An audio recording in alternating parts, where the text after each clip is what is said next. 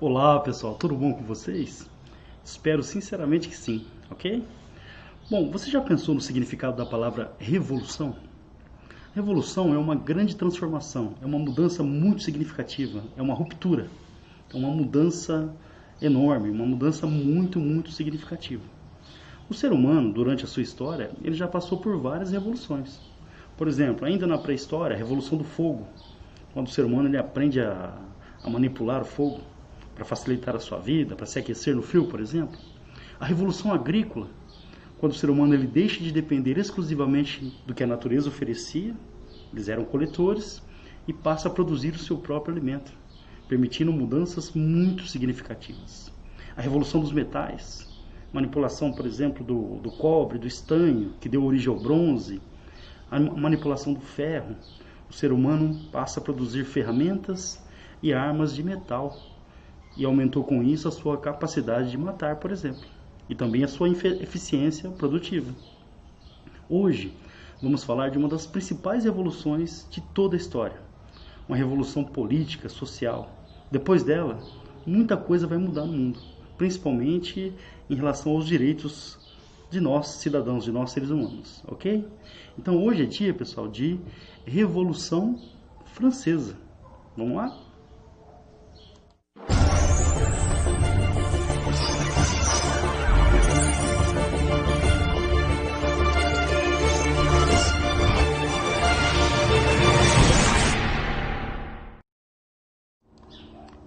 Bom, pessoal, para falar de Revolução Francesa, que aconteceu na França,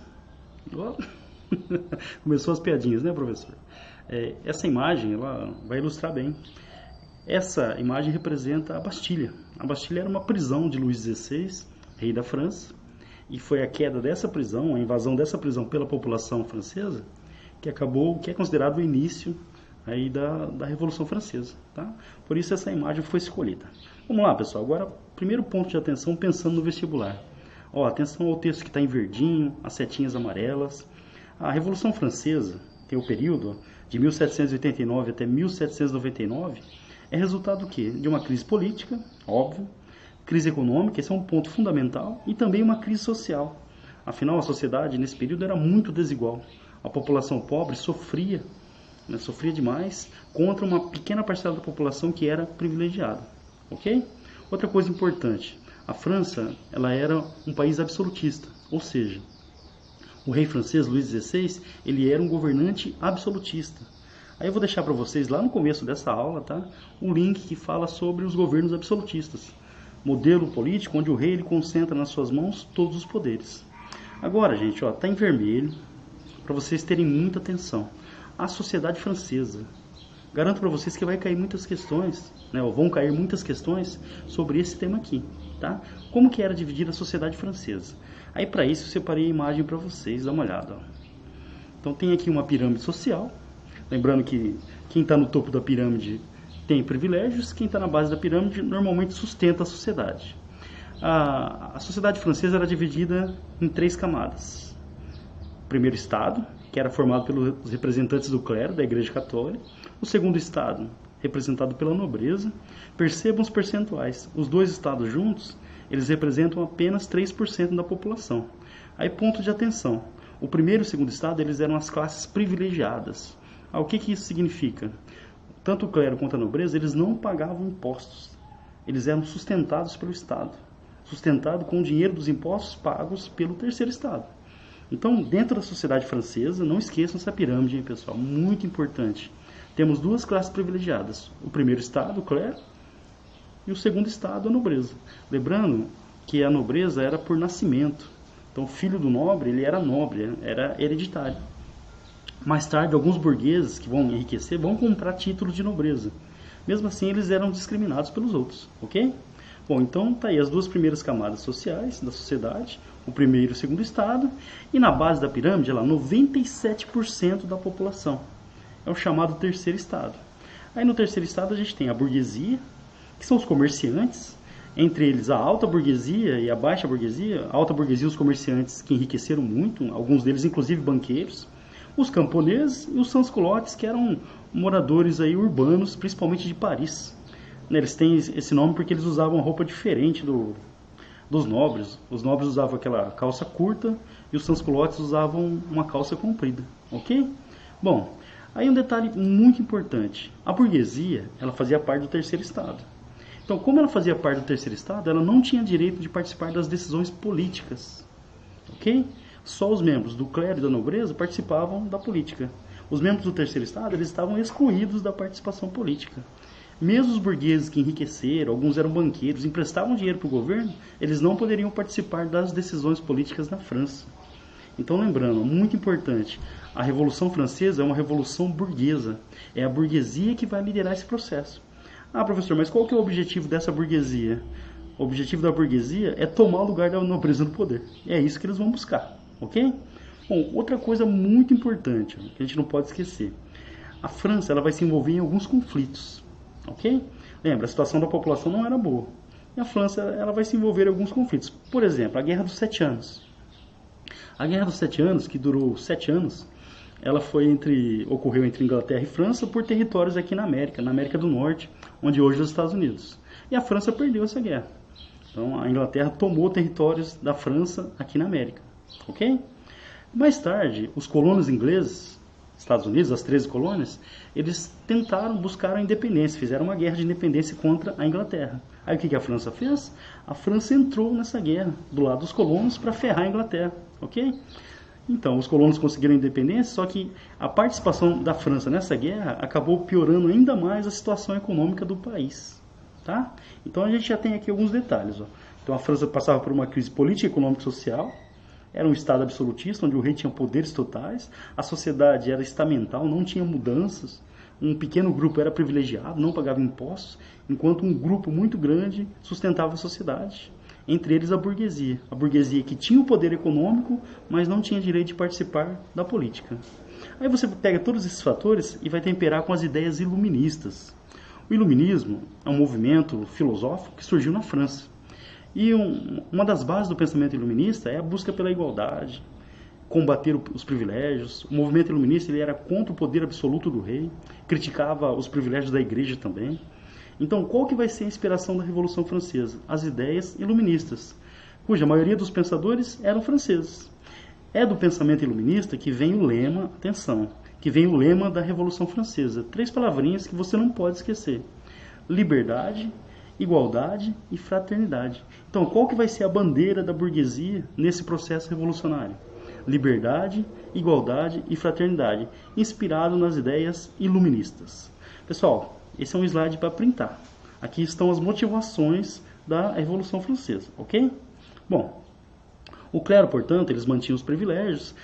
Imagina isso, a população passando fome, o país gastou dinheiro com guerras, e estava lá a nobreza, o rei, promovendo banquetes. Enquanto a população passava fome, não conseguia comprar pão, o clero e a nobreza eles estavam lá promovendo banquetes. É mole? É uma situação que vai gerar revolta com certeza, tá? Então a gente tem esse primeiro ponto de atenção aí. E para sustentar tudo isso, o governo ele aumentava impostos sobre a população mais pobre. A situação estava ficando insustentável. Então, para tentar resolver a situação, o que Luís XVI fez? Ele convocou a chamada Assembleia dos Notáveis. Olha só, pessoal, o nome. Assembleia dos Notáveis. O que seria a Assembleia dos Notáveis? Era uma assembleia formada apenas por nobres. Então o rei, nossa, a situação da população está horrível, o que eu vou fazer? Eu vou convocar uma assembleia de notáveis, de nobres. Eles se reuniram para resolver a crise. Adivinha qual foi a proposta dos tais notáveis? Hein? Adivinha qual foi a proposta dos tais notáveis? Aumentar impostos para a população, para o terceiro estado. Logicamente, né, que a população não vai aceitar. Então, essa Assembleia dos Notáveis, né, que foi convocada por Luís XVI para tentar colocar fim à crise, não resolveu nada. Lembrando, está aqui Luís XVI, vocês conheceram. Então, né, pessoal, olha a ideia dos caras. Né? Então, reúne uma Assembleia de notáveis, os nobres. Vamos resolver essa crise econômica. Como? Vamos cobrar mais da população miserável. Logicamente que ninguém vai aceitar isso. Tá, o próprio Luís XVI sabia que não dava mais para aumentar impostos da população. O clima de revolução já estava instaurado, ok? E para piorar tudo, a França passava, a Europa inteira passava por um clima muito severo, né?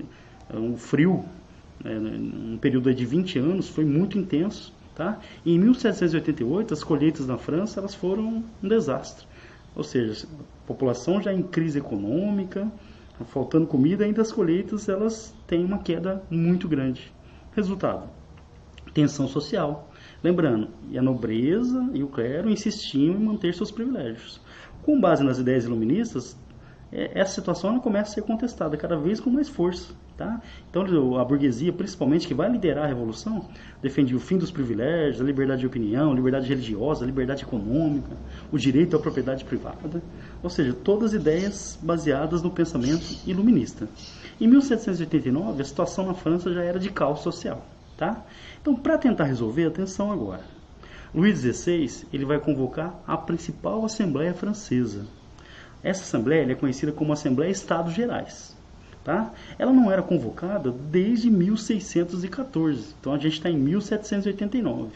Então essa Assembleia só era convocada em tempos de crise extrema, é o caso agora. Como que ela funcionava? Ela tinha representantes do primeiro estado, do clero, 291 deputados, do segundo estado, a nobreza, 270 deputados, e do terceiro estado, que representa 97% da população, 610 deputados. Uhul! O terceiro estado tem mais membros, ou seja, eles vão conseguir aprovar qualquer proposta. Se você somar o primeiro e o segundo estado, o número de deputados do terceiro estado é maior do que os outros dois juntos.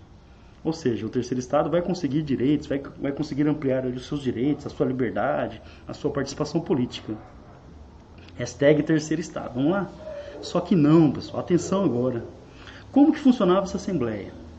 Ela era formada por representantes dos três estados. O terceiro estado ele tinha mais deputados. Porém, o voto na Assembleia era por estado. Cada estado, independente do número de deputados, tinha direito a um voto. Precisa continuar? O primeiro e o segundo estado, eles sempre votavam juntos. Ou seja, o placar era sempre 2-1. O que os membros do terceiro estado começaram a fazer? Começaram a questionar. Eles queriam uma mudança nesse processo de votação. Entenderam? Então, para resolver essa crise, Luís XVI convocou a Assembleia Estados Gerais, a principal Assembleia Francesa, formada por representantes dos três estados, primeiro, segundo e terceiro. O terceiro estado ele tinha mais deputados, porém, o voto ele não era por cabeça, ele era por estado. Cada estado tinha direito a um voto. O primeiro e o segundo estado sempre votavam juntos e o terceiro estado sempre dançava, ou seja, não conseguia aprovar nada.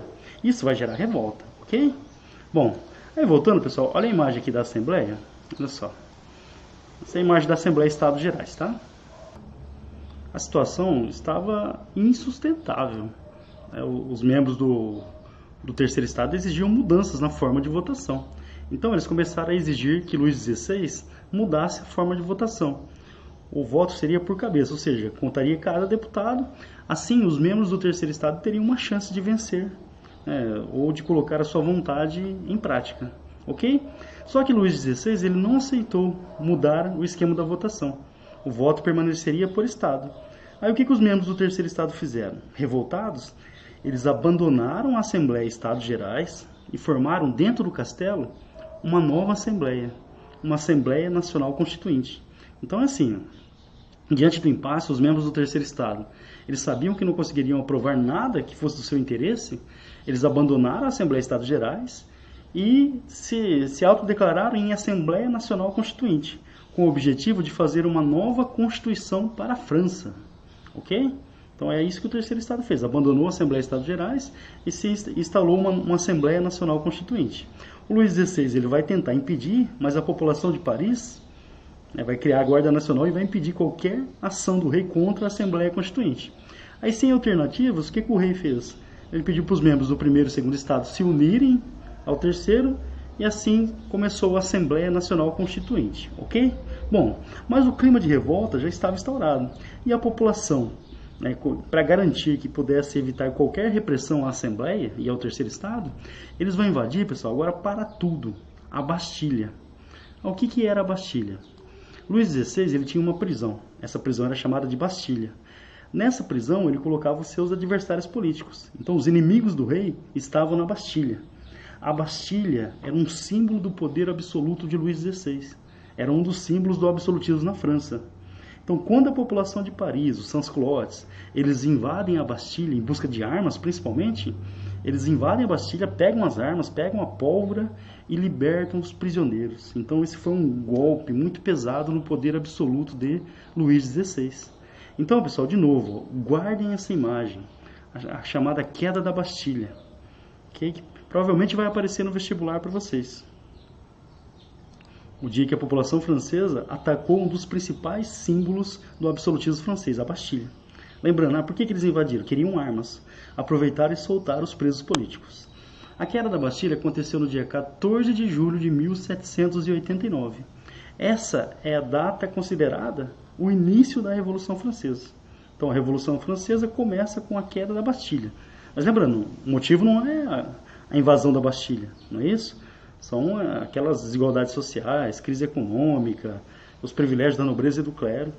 A queda da Bastilha foi o início do movimento, ou é considerado pelos historiadores o início do movimento. Lembrando que era um dos grandes símbolos de Luís XVI e do absolutismo na França. Ok? Bom, aí a gente tem aqui as fases da Revolução Francesa. Com a invasão da Bastilha, a Revolução Francesa é dividida basicamente em 3 fases. A fase da Assembleia Nacional, que é a fase da Constituição, 1789 até 1792. A fase da Convenção, que vai ser um período muito importante, dominado pelos jacobinos, ok? E a fase do Diretório, que vai ser a fase final, a última etapa da Revolução Francesa, até que Napoleão assuma o poder, ok? Então é importante guardar isso. As etapas da Revolução Francesa: Assembleia Nacional, Convenção Nacional e o Diretório, certo? Bom, com a Assembleia Nacional vai ser feito o quê? Uma nova Constituição para a França, certo? E um dos objetivos é acabar com os privilégios. Aí o que vai acontecer? A Revolução era história em Paris. As notícias começam a se espalhar por toda a França e vai chegar no campo. Aí, gente, ó, tá em verdinho ali, grande medo. Os camponeses, eles ficaram com medo da reação dos nobres. O que será que os nobres, né, que eram as elites privilegiadas do campo, como que será que eles vão reagir? Então, devido a esse medo da reação da nobreza, os camponeses se anteciparam e passaram a atacar os nobres.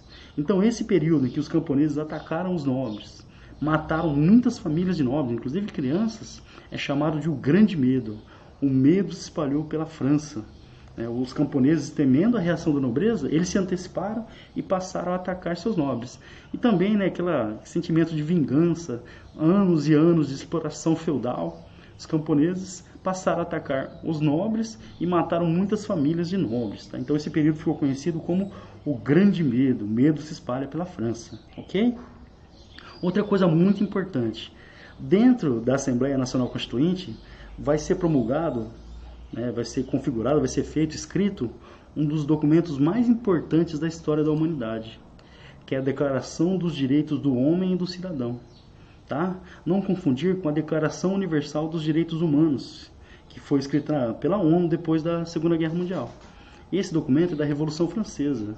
Ele é impregnado, ele é cheio de ideias iluministas. Fala de liberdade, igualdade, de fraternidade. Ou seja, dentro da Assembleia Nacional Constituinte, no início da Revolução Francesa, foi escrita a Declaração dos Direitos do Homem e do Cidadão.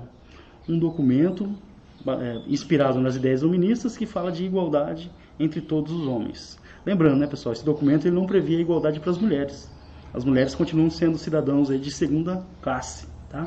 Mesmo com inspiração iluminista. Aí eu tenho a imagem para vocês aqui da declaração, olha só.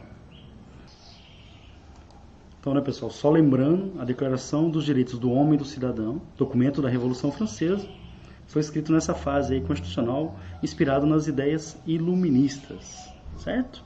Bom, toda essa radicalização que aconteceu no campo fez com que muitos membros da nobreza e do clero fugissem da França. Medo de serem assassinados, por exemplo, devido à radicalização que aconteceu no campo, aquele grande medo, lembram? A Áustria e a Prússia, 2 países absolutistas, vizinhos à França, começaram a conspirar contra a Revolução. Por quê? Coloquei até no final aqui. Qual que era o interesse da Áustria e da Prússia em invadir a França, em acabar com a Revolução? Tanto a Áustria quanto a Prússia também eram países absolutistas. Tinham monarquias absolutistas, uma nobreza privilegiada, uma igreja privilegiada também. E se essa revolução que começou na França se espalha? Então havia um medo do processo revolucionário se espalhar por toda a Europa. Então, tanto a Áustria quanto a Prússia lembrando que a Prússia hoje é a Alemanha, tá?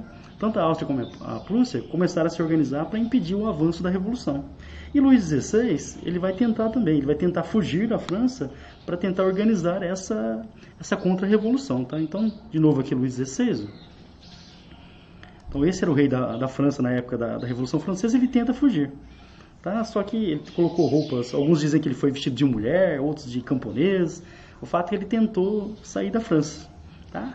Ele foi reconhecido e o rei, pessoal, olha só, o rei absolutista Luís XVI foi preso pelos revolucionários. Aí ele deixa de ser o rei absolutista e passou a ser prisioneiro da Revolução. Ele foi preso no Palácio das Tulerias, que ficava localizado em Paris também. Ok? Então olha só a mudança de rumo. Começa a Revolução, a França, a Revolução vai dar origem a uma nova Constituição.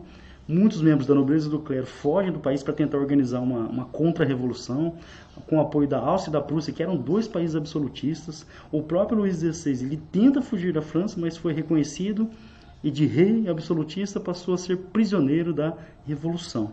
Lembrando, qual que era o interesse da Áustria e da Prússia? Evitar que a Revolução chegasse em seus territórios. Uma ameaça muito grande ao absolutismo. A Igreja também sofreu dentro desse processo.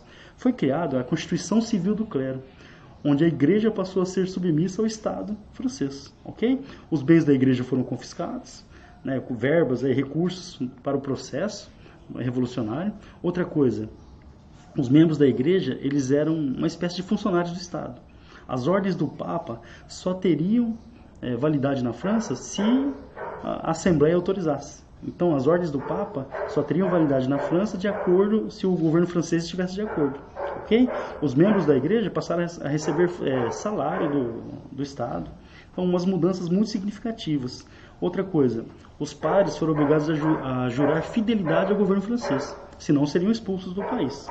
Isso jogou muitos membros da Igreja Católica contra o processo revolucionário. Então, outra mudança significativa. Em 1790 foi aprovada a Constituição Civil do Clero, submetendo a Igreja ao Estado Revolucionário Francês, certo? Em 1791 foi promulgada a Constituição, ok? Aí a Assembleia Constituinte virou a Assembleia Legislativa. Então deixou de ser uma Assembleia para fazer a Constituição e virou uma Câmara dos Deputados.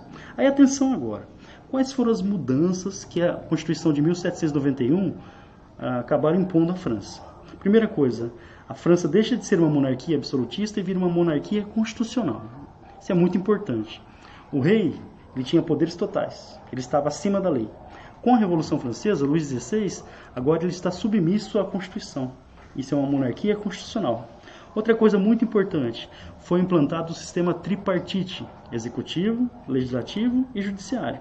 Ou seja, a divisão dos poderes. Lembrando que esse modelo ele foi pensado pelo Barão de Montesquieu, um dos principais pensadores iluministas.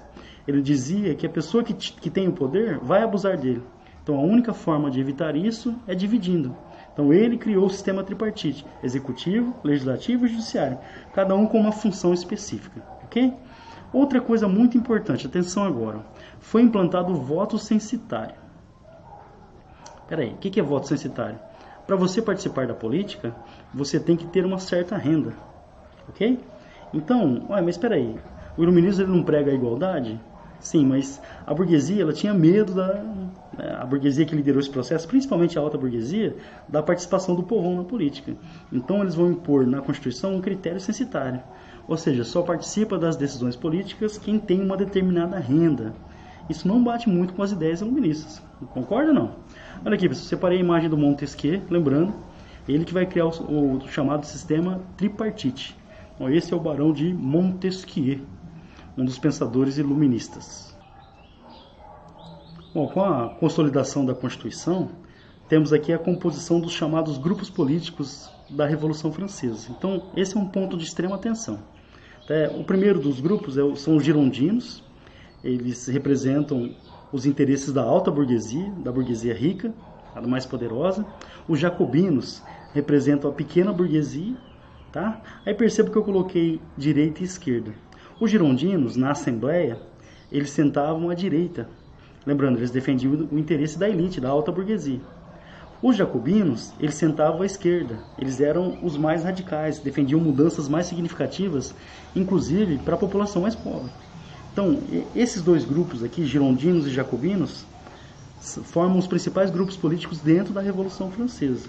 Lembrando, girondinos, na Assembleia eles sentavam à direita, defendiam os interesses da alta burguesia, eles eram chamados moderados, defendiam mudanças, mas não mudanças que atingissem toda a população. Eles, por exemplo, defendiam o voto censitário. Já os jacobinos, que sentavam à esquerda, eram os mais radicais, defendiam mudanças mais profundas. Defendiam, por exemplo, o voto de todos os cidadãos, no caso homens. Okay? Defendiam mudanças mais significativas, mais radicais. E um terceiro grupo, tá? Normalmente aparece essa divisão, seria a planície, né? O pessoal que sentava no meio. Esse grupo normalmente apoiava quem estava no poder, planície ou pântano. Tá? Então essa é a divisão política dentro da Revolução Francesa. Os girondinos, que apoiavam a alta burguesia, queriam mudanças, mas mudanças moderadas, sem essa de participação do povão, ok? Os jacobinos, sentavam à esquerda, eram os mais radicais, defendiam mudanças mais significativas, e no meio, entre eles, o pessoal que ficava ali na balança, apoiava normalmente quem estava no poder. A planície, eles eram conhecidos como planície ou pântano, no centro.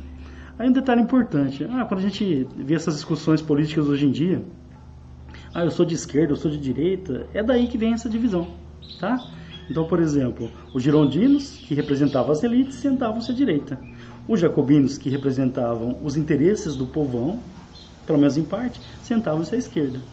Então é daí que vem essa divisão política esquerda e direita, certo? Bom, a Áustria e a Prússia continuavam ameaçando a Revolução, a França revolucionária, ameaçando o país de invasão. Aí o que aconteceu? Em 1792, os franceses se anteciparam, eles declararam guerra à Áustria e à Prússia. Quer dizer, seria uma autodefesa. Diante das ameaças, eles declararam guerra.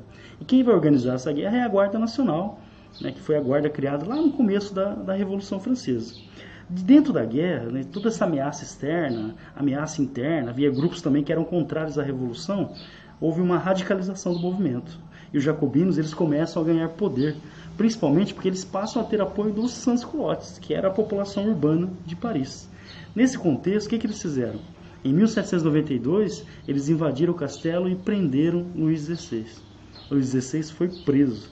Lembrando, o movimento, com o começo da guerra, a situação da população começa a piorar de novo, há uma radicalização do movimento. E em 1792 eles vão prender Luís XVI. Okay? Com a prisão de Luís XVI, uma nova forma de governo vai ser implantada, a chamada República Francesa, ou o período da Convenção. Okay?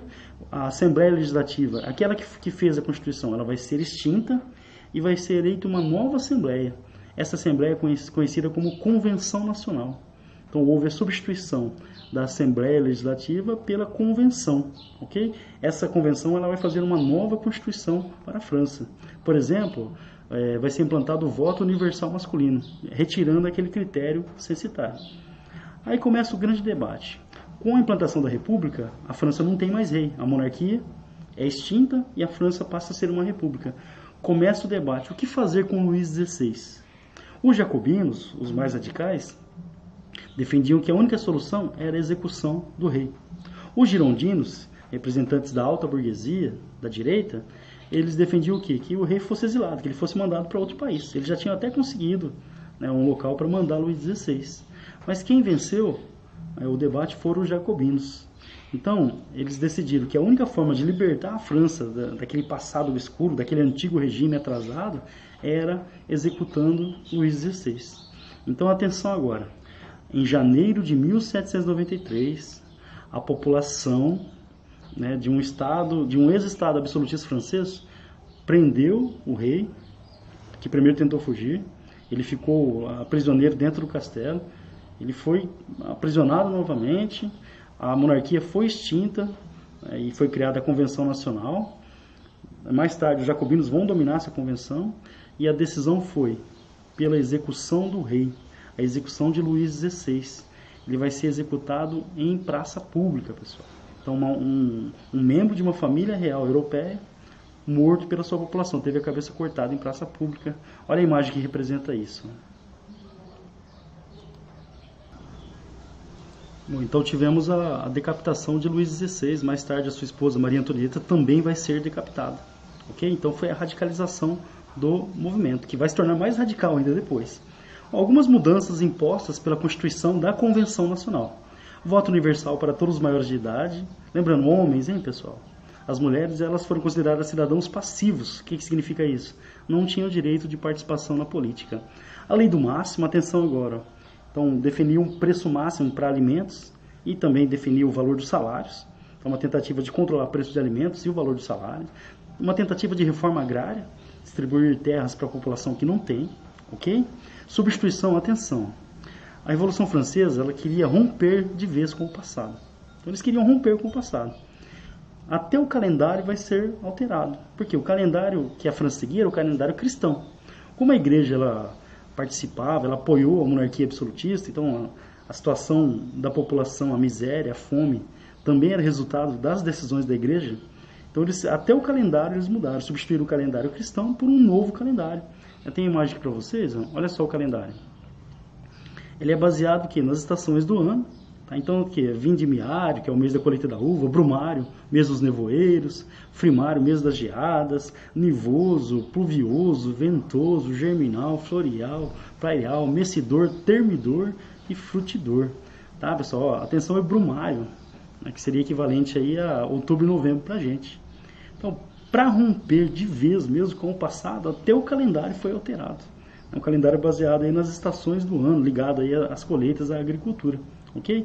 Era uma tentativa de romper mesmo com o passado feudal, tá? Outra coisa importantíssima, no período da Convenção, a França proibiu a escravidão nas colônias francesas. Então, as colônias que a França tinha na América, por exemplo, teve a escravidão africana proibida.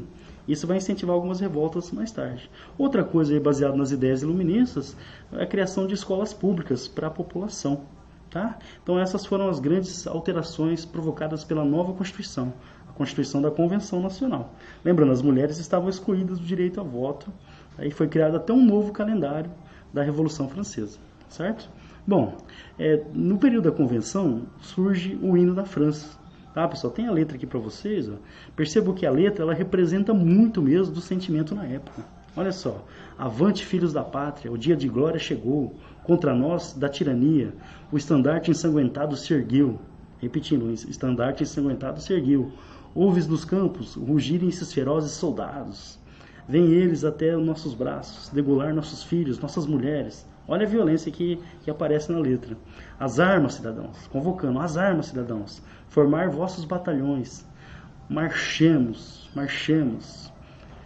Que um sangue impuro águe nosso arado, ou seja, que o sangue dos inimigos regue o nosso campo, mais ou menos isso. Então percebam que a Marselhesa, que é o hino francês, ele surge aí no contexto da Revolução Francesa, ele é impregnado pelo contexto histórico da época. Então ele mostra a violência, está lutando contra a tirania, por exemplo, convocando a população para formar seus batalhões e marchar contra a tirania.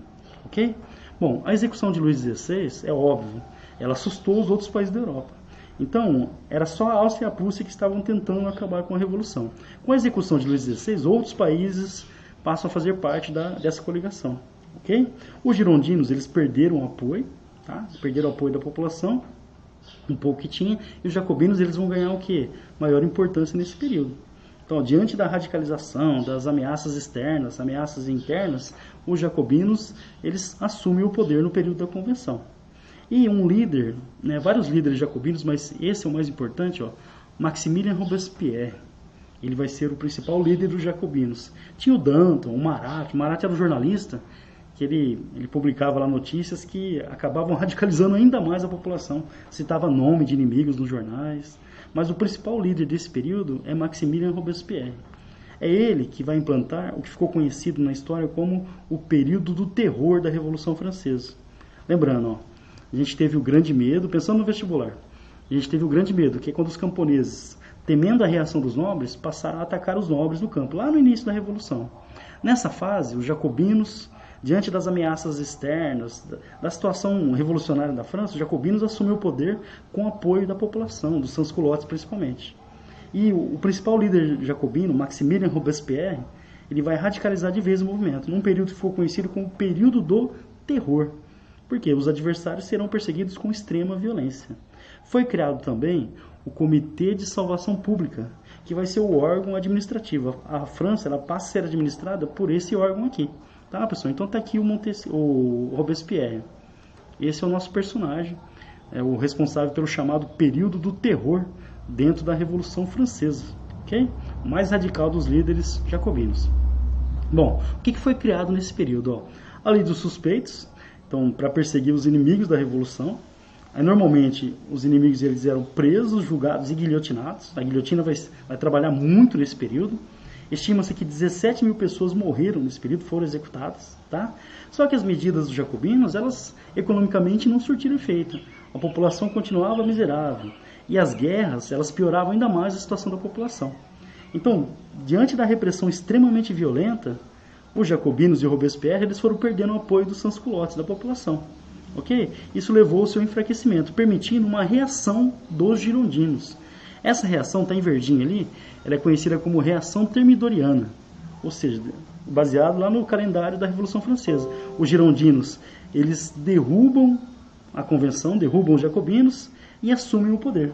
Tá? Em 1795, a convenção foi substituída por uma nova assembleia, chamada de diretório. Okay? O Robespierre, aquele que implantou o regime do terror, ele vai ser preso, julgado, e ele, Robespierre, vai ser condenado à morte na guilhotina. Ok, pessoal? Então a guilhotina vai trabalhar muito. Para quem não conhece, olha aqui a guilhotina.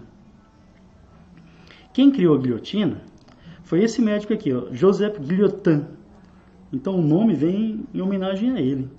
O que ele pensou? Foi um médico que criou a guilhotina. Mas um médico criar uma guilhotina, uma ferramenta de execução, ele que criou uma ferramenta, um equipamento que tornava a morte sem dor, ou seja, instantânea. Então, segundo o Guillotin, a guilhotina não causaria sofrimento à pessoa executada. E perceba, né, você enfia a cabeça e desce uma lâmina pesada e arranca a sua cabeça, criada para evitar o sofrimento, ou para diminuir o sofrimento. É mole? Ela trabalhou bastante nesse período, hein? Principalmente na fase do terror dos jacobinos. Bom, com o diretório, muitas mudanças que os jacobinos fizeram na fase da convenção vão retroceder. Por exemplo, a escravidão nas colônias. Outra coisa, o voto censitário de volta a ser implantado. Por que chama diretório? 5 diretores. A França ela passa a ser governada por 5 diretores. Tá? Essa fase ela também foi marcada por grande violência e repressão. A alta burguesia, os girondinos, eles queriam o quê? A estabilidade econômica do país. Esse movimento, toda essa revolução, né, acabava prejudicando as atividades econômicas. Então, o exército ele foi utilizado para reprimir a população. Reprimir monarquistas, aqueles que queriam a volta da monarquia, reprimir jacobinos. Ou seja, a situação de tensão continuava. Nesse contexto, em 1796, surge a chamada Conspiração dos Iguais. Atenção, gente, Conspiração dos Iguais. François Babeuf, que liderou esse processo, ele defendia o quê? Tipo uma sociedade comunista na França, então com ideias bem radicais mesmo de mudanças sociais. Ele propunha, por exemplo, o fim da propriedade privada. Lógico que esse movimento ele foi duramente reprimido e foi abafado, mas ele vai servir de base mais tarde, por exemplo, para movimentos comunistas, tá? Na França inclusive, ok? Bom, o governo girondino ele não conseguiu resolver a crise, não conseguiu. A situação econômica da França continuava muito ruim. Tá? Então, mesmo a alta burguesia no poder, as mudanças que eles colocaram em prática, elas não resolveram a situação econômica da França. E esse clima de revolução, conflito externo, conflito interno, isso prejudicava demais as atividades econômicas. As guerras contra os inimigos externos acabaram destacando um general. O nome dele, Napoleão Bonaparte. Napoleão Bonaparte ele passa a ser visto pela alta burguesia, por exemplo, como uma solução. Um herói de guerra, ele vai lutar no norte da Itália, vai lutar no Egito, ou seja, ele vai conseguir muitas conquistas para a França. A França, inclusive, vai ampliar seu território nesse período. E Napoleão começa a se destacar. Ele passa a ser apontado como uma solução para acabar com o clima revolucionário. Ok? Então, se aproveitando de todo esse prestígio, Napoleão Bonaparte, no dia 9 de novembro, pelo nosso calendário, ou dia 18 de Brumário, pelo calendário da Revolução, Napoleão, aproveitando o seu prestígio, a força que ele tinha do exército, ele vai dar um golpe. Com esse golpe, ele vai derrubar o governo girondino, o governo diretório, e vai implantar uma nova forma de governo, o chamado consulado. A França começa a ser governada por 3 cônsules. Napoleão Bonaparte, um deles e o mais poderoso com certeza. no melhor estilo República Romana, lá na Antiguidade. Ou seja, Napoleão, diante da situação de revolução na França, ele vai dar um golpe de Estado. E com esse golpe, ele vai implantar o consulado com 3 cônsules. Ele, Napoleão, um dos cônsules.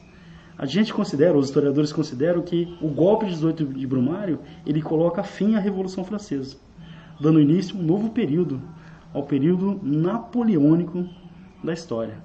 Mas aí, pessoal, a gente vai contar em uma outra aula, senão vai ficar longa demais, ok? Bom, então na próxima aula a gente vai tratar sobre o período napoleônico, certo? Lembrando, gente, ó, esse é um dos principais temas para todos os vestibulares, Revolução Francesa. Pelas mudanças, né, a partir dela, os governos absolutistas eles passam a ser contestados, né, a França vai passar por grandes transformações políticas a partir da Revolução Francesa, ok? Tem momentos de avanço, de retrocesso, mas é a partir da Revolução Francesa que o absolutismo começa a ser contestado. Lembrando, foi uma revolução burguesa, a burguesia queria o lugar da nobreza no poder, e ela vai conseguir isso mais tarde. Para a população pobre vai continuar a mesma coisa, sai a nobreza, entra a burguesia que vai continuar explorando a população pobre. É isso? Ok, pessoal? Então, terminamos aqui nossa aula sobre a Revolução Francesa. Lembrando, qualquer dúvida, deixei até o recado aqui agora, manda dúvida nos comentários, ou pelo Facebook, pelo Instagram, pelo Twitter. Estou à disposição para tirar dúvidas de vocês, certo? Bom, pessoal, então hoje foi dia de Revolução Francesa, ok? Vamos juntos construir a história.